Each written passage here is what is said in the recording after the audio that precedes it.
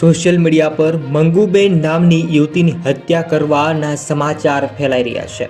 આખા સોશિયલ મીડિયામાં મંગુબેન થઈ રહ્યું છે। હાલમાં એક બીજી ઘટના સામે આવી છે।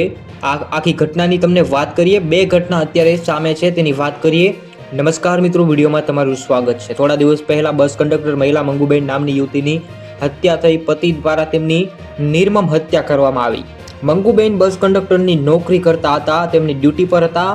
રોજની જેમ ડ્યુટી પર હતા ત્યારે ત્યાં તેનો પતિ અચાનક આવી ગયો અને ઉપરાછપરી ચાકુના ઘા ઝીકી દીધા અને તેમની હત્યા થઈ છે।